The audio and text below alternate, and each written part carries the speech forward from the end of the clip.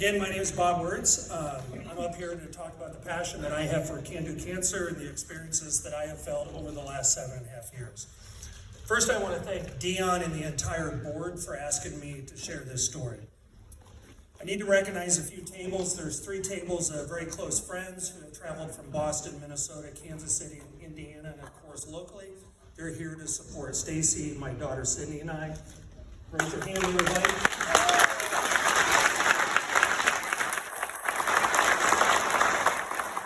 Next, I want to recognize a very close friend of mine, a lifelong friend, Sheila Young, if you would raise your hand.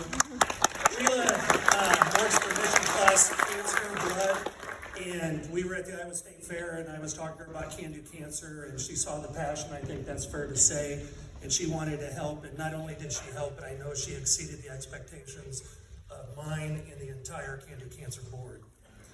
Secondly, my daughter in the back there, raise your hand, Sydney. She's our youngest. Sydney was supposed to be sitting at a table tonight, and 2 months ago after one of the meetings, it came up about volunteers, and I went home to Sydney and I said, "You think you could get some of your friends to volunteer?" And she sent out a mass text, and they're all in the back of the room as well in green shirts. Raise your hands.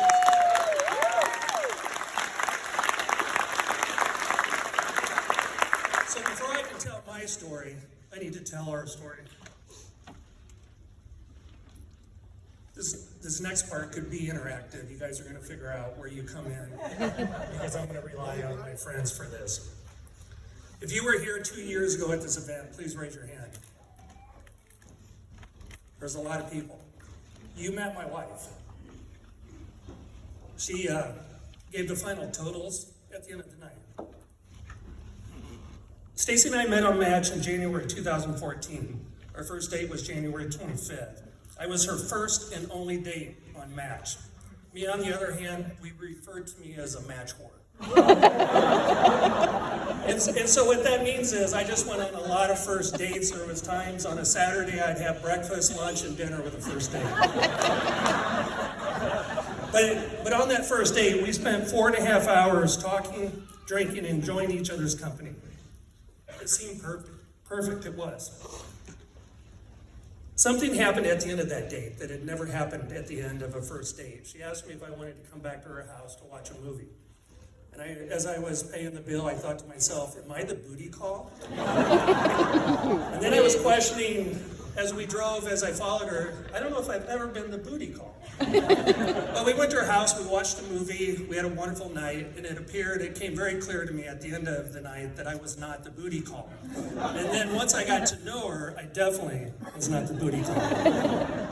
Her son came home. Our love grew quickly, and we connected in a way that we'd never envisioned to be possible. Neither of us had experienced this type of. And that's where the rest of you come in. Stacy had 2 adult children at that time, Summer and Tyler.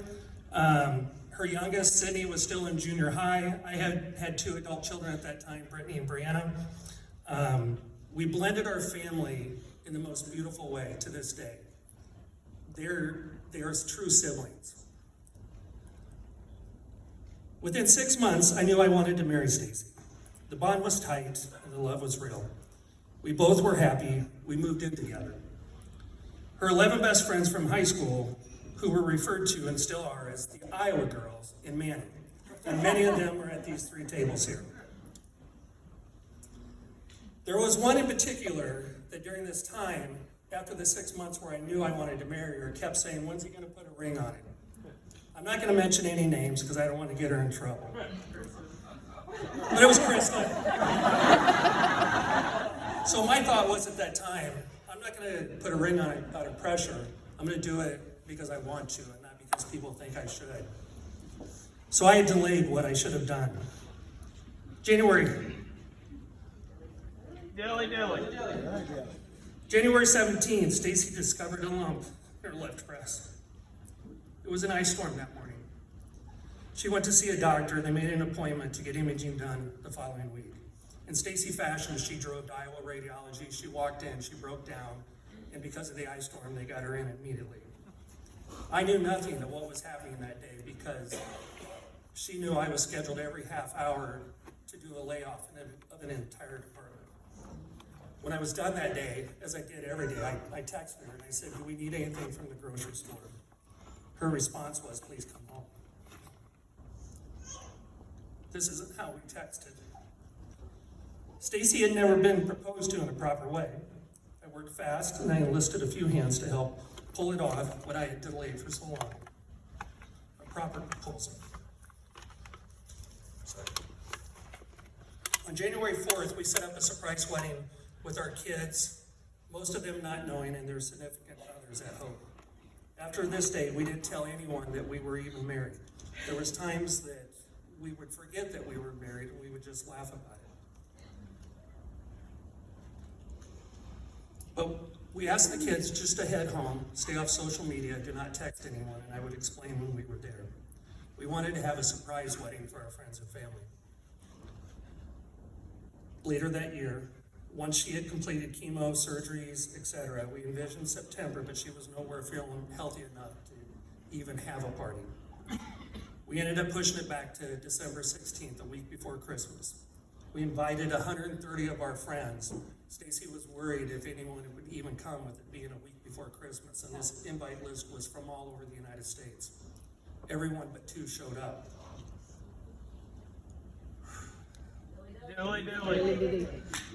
So I wanted to name the party Kick Cancer's Ass to throw people off that this was going to be a surprise wedding. That's another great story that I would love to tell, but I don't have time. So here's my story. When Stacy was first diagnosed, we'd never heard of cancer. A friend told Stacy about it, and she reached out to get enrolled. What I saw from that point on is why Stacy had so much passion for cancer.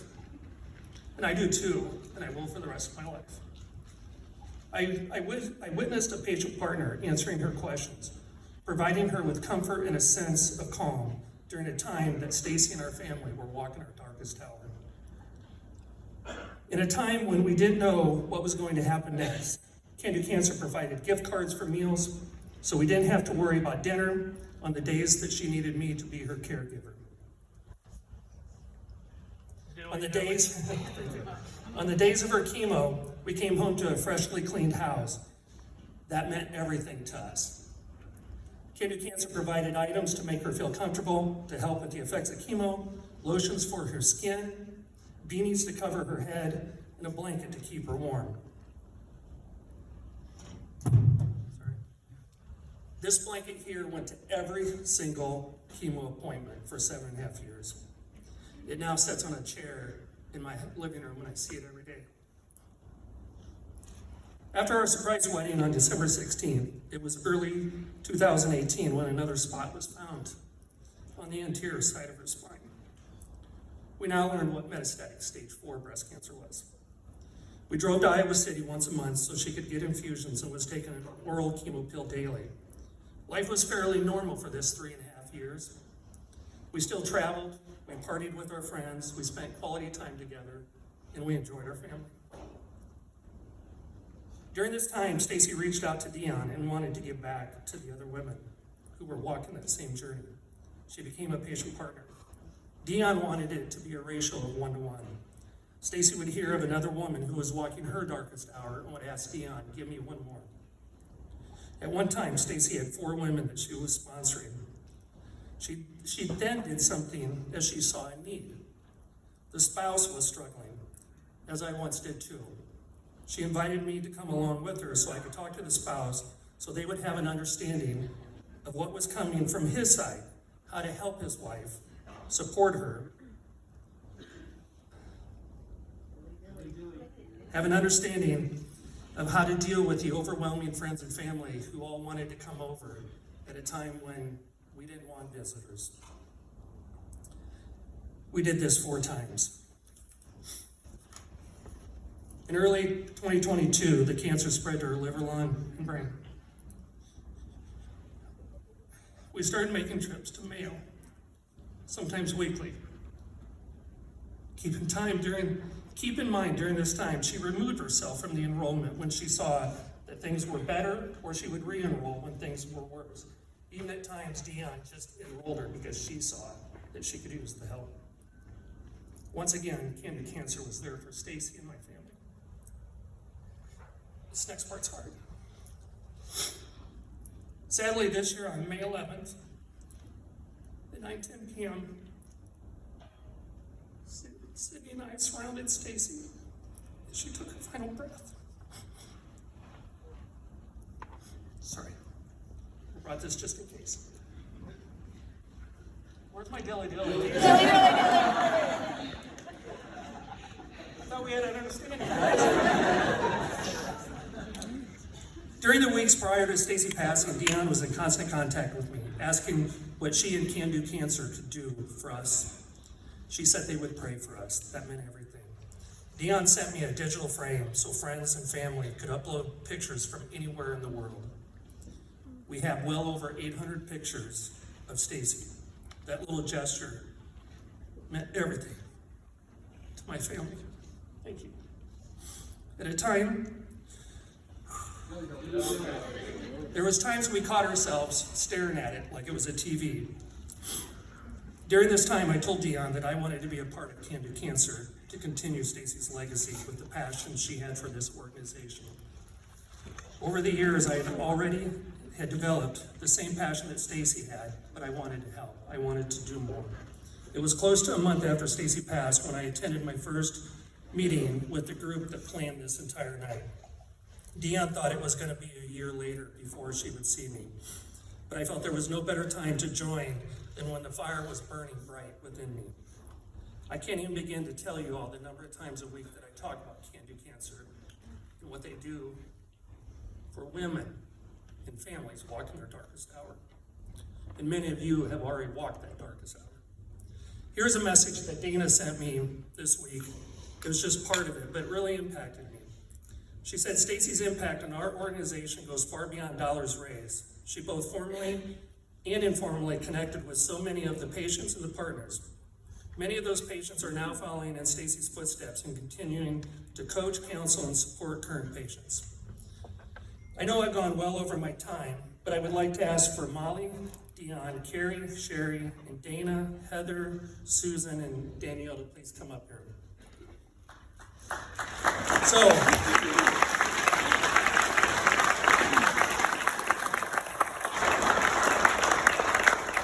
So in closing, we are all here because we believe in the mission of what this organization does to help families.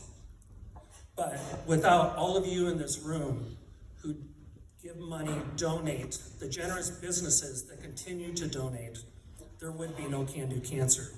We are here to have a fun time, share laughs with friends, and show support. Even maybe have the bragging rights for 1 year to the trivia winner. But in reality, it takes dollars to keep this going, even if it's $5 or much greater. I can tell you from my own experience, the money is being used to help families and to help them benefit from the services that they provide. Not only did I see it, I felt it. You all make a difference. So as I step away from this mic, I want everyone in this room to give these women the recognition that they deserve.